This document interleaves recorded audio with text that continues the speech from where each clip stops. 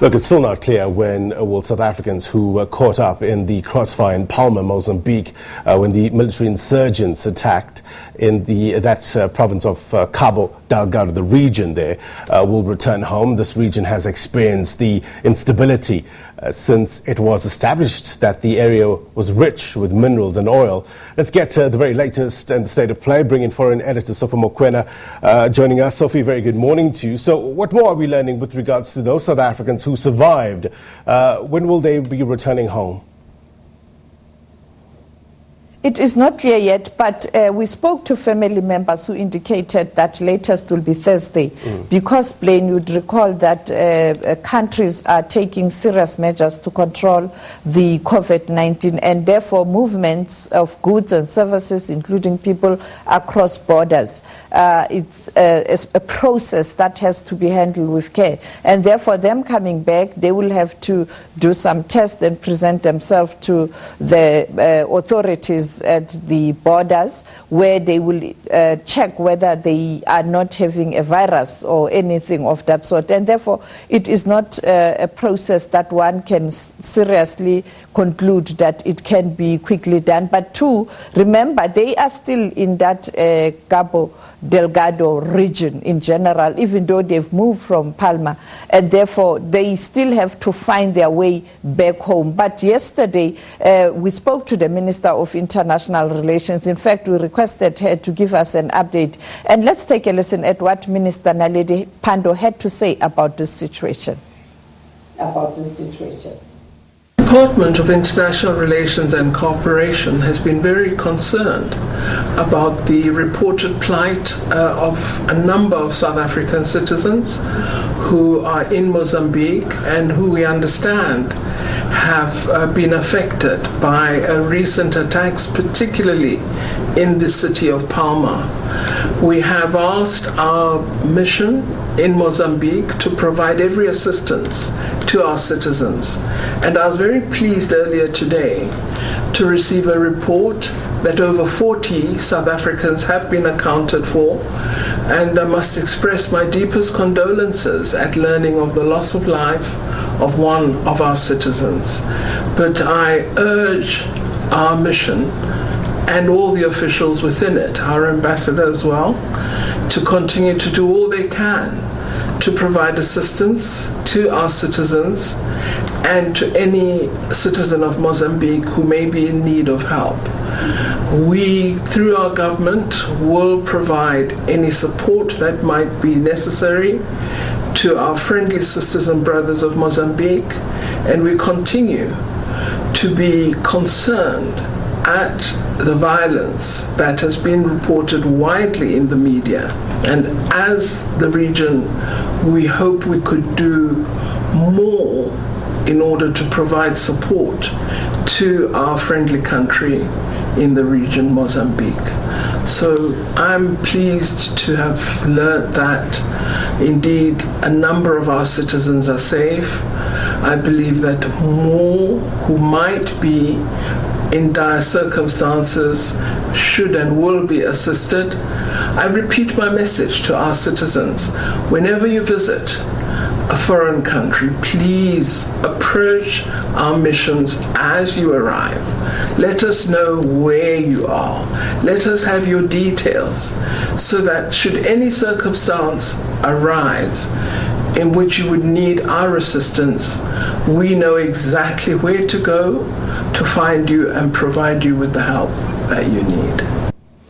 Well, we heard that they want to provide help. Sophie. Well, there you have it, Blaine, the minister indicating there that they are in touch with the High Commissioner in Mozambique. Right, so obviously they're willing to help, but talk to us about South Africa's offices in Mozambique. Is it up to standard in terms of dealing with a particular crisis such as this? Well, Well, we know that weekend the president met the security cluster, and also the Department of International Relations was involved, and that is why a decision was taken to reinforce the office in Maputo, the High Commissioner's office. You know, the High Commissioner there is the former Army General, and that is Piwe Nyanda. And we spoke to him yesterday, where he gave us information in terms of when this incident happened, where he was, and perhaps what he is familiar with in terms of this conflict. But he was very clear. They were caught off guard. Let's take a listen at what High Commissioner Piwe Nyanda had to say yesterday about, you know, this situation and when this incident happened.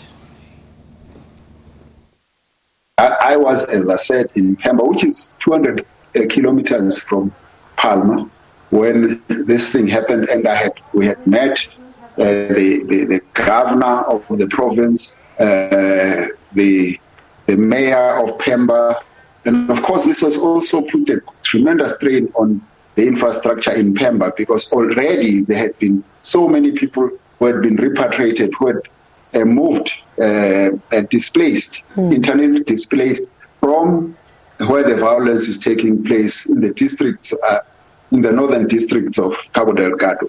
Yeah.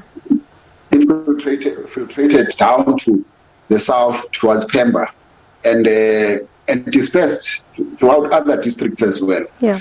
So I think this was not foreseen by us. We had received briefings, and there were indications that actually people were going to be moving forward, where people were going to be moving back towards where they were staying, because some of their relatives were calling on people to return to their homes, and many people were eager already to move back to their home states. And when this thing just blew up again, I think at the time that this thing started, Total was ready to resume operations, which had been suspended since somewhere December, January, because of the insurgency.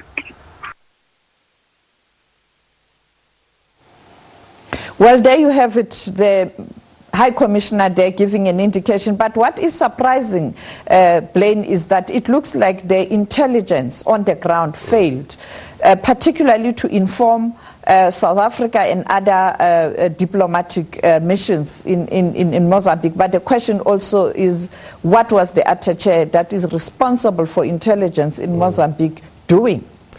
We understand that this area, Sophie, is reported to be dealing with one of the biggest economic investments on the African continent.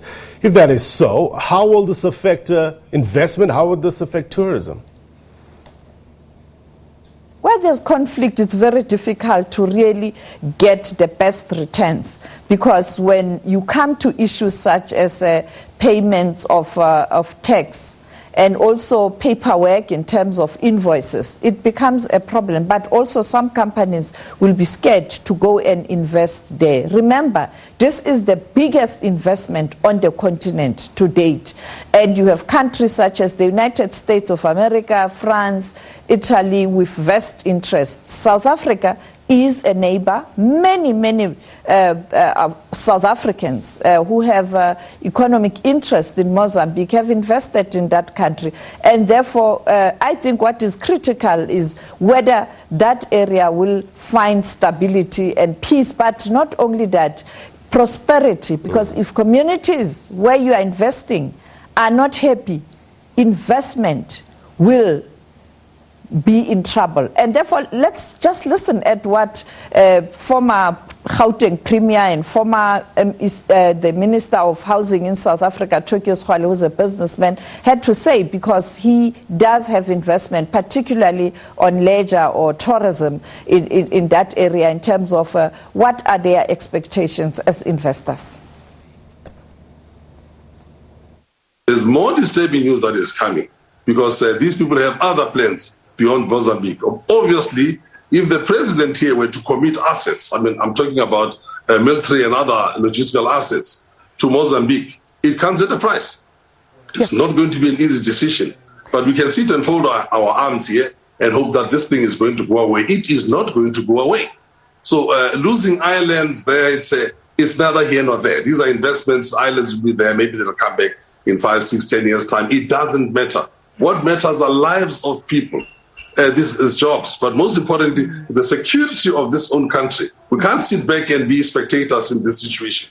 Leaders are going to have to act, and they're going to have in concert and resolutely. It's very, very important that that type of thing happens. Mr. Schwale, I'd really like to ask, you say that there is still some more disturbing news that might be coming our direction. Are you able to share with us? I know there's concerns at the moment from what we've been reading in the press, both on the continent as well as abroad, about the situation there. You said you've had discussions with quite a number of high-profile individuals here in South Africa. Anything that you could share with us, I guess, that could shed some light on, I guess, how much more vigilant South Africa needs to be? No, remember, intelligence comes from the ground. Intelligence is not something sophisticated from CIA or KGB. It is ordinary people who are making certain observations. For example, our own workers there are coming in touch. There's people who are dying. They're coming in touch with information on the ground about how weapons are being accumulated, about how the movement of some of these terrorist groupings. And remember, these are not just people from Timbuktu, from some godforsaken place. They are from Mozambique. These are people reacting to the conditions that are there. Well, there you have it. These are people from Mozambique. These are people who are reacting to the conditions that are there. We know in South Africa, when you go around the mining community, people are not happy because these multinational companies on the continent, they take their money, they take the product, they go overseas, they leave communities in poverty. Beneficiation, it's not happening on the continent. African leaders must be held accountable. I was listening to Minister Naledi Pandor a short while ago in that clip, and they said they hope they could do more. What are people telling you, those that have vested interest in Mozambique, those are just concerned with regards to the situation there? What more can the South African government do? There's little. I want to confess, there's little. You don't want to see another CAR. You'd recall when South Africa took side in CAR, protecting the mineral wealth there, because some South Africans were invested in that country and some were linked to government officials, high-ranking government officials. What happened? Ordinary troops died, children of the poor, particularly majority, were from Free State. The parents today don't have their children. And this time around, I think the government is saying, we are not going to just involve ourselves. We really have to understand what's at stake and how we can be involved. And also, from my little experience interacting and attending meetings and conferences on the continent on peace and security, because since 1994, South Africa has played a very prominent role in trying to stabilize the continent, maintenance of peace, so that there can be prosperity. So when coming to issues of peace and security on the continent, I got some little experience.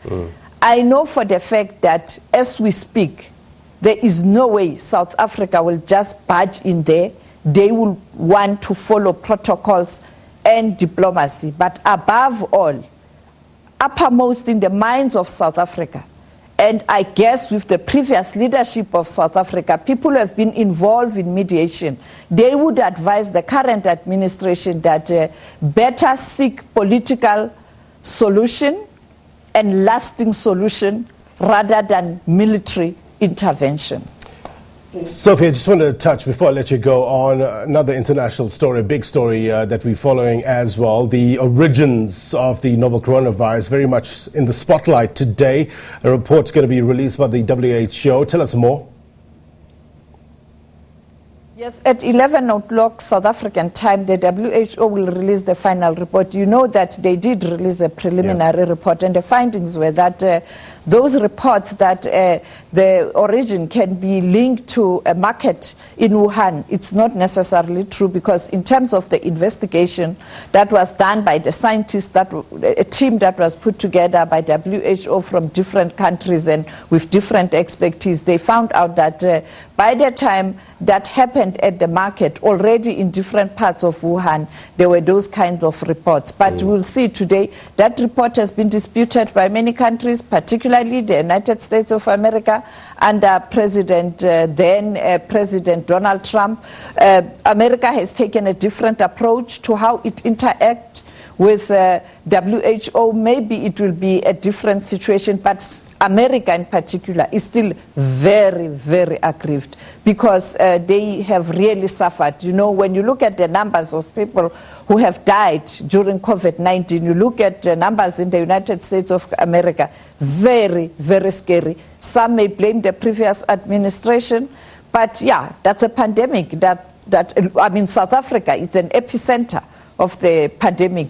Can you really blame the government? We don't know. Yes, particularly on the issue of vaccine, they seem to have dropped the ball. Yeah, I was just listening to the former America CDC director there, Robert Redfield, and he has his own views as to where the coronavirus emanated from. I don't want to get into it because he says it's his personal opinion, but we need some hard facts, Sophie, in terms of getting to the bottom of this origin in order to help us prevent further outbreaks. We appreciate your time. Sophie Mokoena, our foreign editor. Thank you. All right.